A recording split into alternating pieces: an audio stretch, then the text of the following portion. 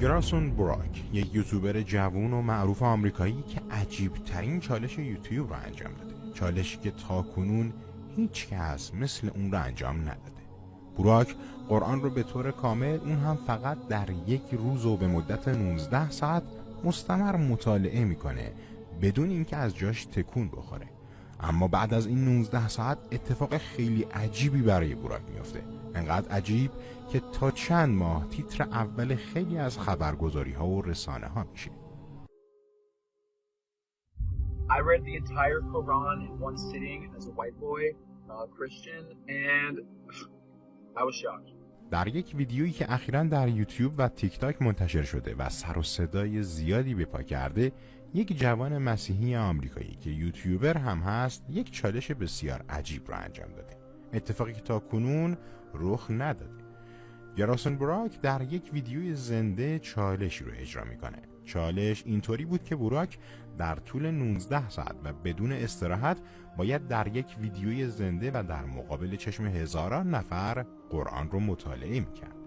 اما چیزی که باعث شده بود این جوان تن به این چالش بده، پیشنهاد استادش به اون بود. وقتی که یک بحثی بین براک و استاد دانشگاه شکل میگیره، استاد صرفاً جهت شوخی و خنده از براک دعوت میکنه که اگر میتونه قرآن رو توی یک جلسه و به صورت مستمر بخونه و اون رو با کتاب مقدس مسیحیت یعنی انجیل مقایسه بکنه.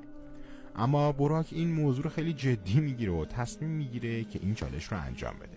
اون قبل از شروع چالش اعلام میکنه که توقع داره که قرآن مثل کتاب انجیل باشه و حتی یک لول پایین‌تر، ولی هرگز نمیتونه بهتر از انجیل باشه. براک توقع داشت در قرآن آیاتی رو پیدا کنه که درباره گروه‌های تروریستی و کشت و کشتار صحبت بشه و پیروانش رو به کشتن و جنگ دعوت بکنه. قبل از نتیجه این مقایسه عجیب و جالب باید بدونید که گراسون براک در دانشگاه تگزاس آمریکا در حال تحصیله و در یوتیوب بیشتر از 100K سابسکرایب داره و ویدیویی که این چالش رو در اون انجام داده بیشتر از 900,000 تا بازدید خورده. اما نکته‌ای که در ویدیوی براک عجیب و چالش برانگیز بود و توجه بسیاری رو به خودش جلب کرد این بود که گرایسون کاملا بدون لباس قرآن رو مطالعه کرد و عجیبتر اینجا بود که گرایسون هنگام مطالعه قرآن یادداشت‌های عجیبی رو روی بدنش انجام میداد. علامت‌هایی که روی بدن گرایسون می‌بینید خالکوبی نیست. اونها علامت‌هایی هستند که در هنگام مطالعه قرآن اونها رو روی بدنش می‌نوشت. بالاخره بعد از 19 ساعت براک این چالش رو تموم کرد. And I was pretty shocked, okay, because it literally says you shall show kindness to your parents. چیزی که خیلی ها اون رو نمیدونن اینه که براک قبل از مطالعه قرآن خیلی نسبت به اسلام و مسلمان ها و قرآن بدبین بود. اون هم به خاطر تبلیغات سوئی که در شبکه‌های اجتماعی اروپایی انجام میشه. اون قبل از مطالعه قرآن فقط توقع داشت که آیه‌هایی رو در قرآن ببینه که درباره کشت و کشتار و جنگ و تروریسم صحبت میکنه و مسلمان ها و پیروان خودش رو به این جور چیزها تشویق میکنه.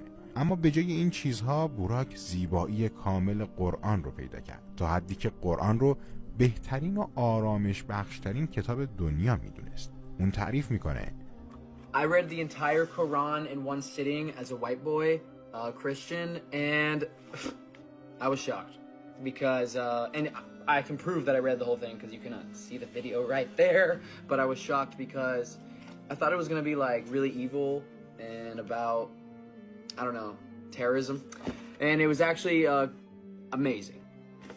And the most peaceful thing I've, like, after finishing, I was just like, wow, I feel like I've had some questions answered about life. It literally says ward off evil with good. Where did this notion come from that people think Islam is very like evil and aggressive and angry? Maybe it's because the news. I think it's because the news. Everything is from the news is fake. The news is fake. براک در سوره بقره آیه‌ای پیدا کرد که اون رو خیلی متعجب کرده بود. چیزی که شاید خیلی از ما مسلمون ها هم از اون بیخبریم. اون فهمید که تمام ما مسلمون ها به پیامبر و حضرت عیسی ایمان داریم و اونها رو پیامبران بزرگی میدونیم. اما تفاوت ما با مسیحیت اینه که حضرت عیسی رو پسر خدا نمیدونیم. دقیقاً چیزی که مسیحیت به اون اعتقاد داره. اون بعد از خوندن قرآن متوجه شد که مسلمان‌ها تنها کسانی هستند که به تمام پیامبران الهی اعتقاد دارند و برای اونها احترام قائل هستند. دقیقاً برعکس برخی ادیان دیگه که به بعضی از پیامبران ایمان دارن و به برخی دیگه هم نه. بعد از مطالعه قرآن 3 ویژگی و نکته مهم توسط گرایسون بوراک کشف شد. این 3 ویژگی اینها بودن: تقوا، سرکوب نفس شیطانی و احسان به والدین. I wrote these like 15 minutes ago because I got the themes of the book. The first one being to fear God. That is the first theme of this book. It is essentially having a deep respect for God. Number 2, don't follow your desires. This is a verse from the Quran. Happy shall be he that keeps himself pure. So don't just follow your desires, because following your desires might lead you to sin. And sinning is when you go against yourself. That's what sinning is. That's what the Quran says sinning is. And lastly, this is from the Quran. Be kind to your parents. عجایب و شگفتی هایی که در قرآن وجود داشت، شخصی مثل بوراک که قبل از اون حتی تمایلی به انجیل هم نداشت سخت درگیر کرده بود و اون حالا شیفته این کتاب الهی شده بود. اون بعد از مطالعه آیات قرآن کریم فهمید که مسیحیت کنونی و امروزی واقعا تحریف شده و مسیحیت واقعی قبلی نیست. اعتقادات و باورهایی که امروزه در مسیحیت دستخوش تغییراتی شده و هیچ شباهتی به یک دین الهی و یک راه درست و سالم نداره. مسیحیتی که در اون پیامبر اون به عنوان پسر خدا و جانشین خدا شناخته میشه و به جای اینکه خداوند پرستش بشه، این حضرت مسیح هست که پرستش میشه. مسیحیتی که یک دین توحیدی بود اما امروزه در اون 3 خداوند پرستش میشن. Worshipping a human as God seems blasphemous to God.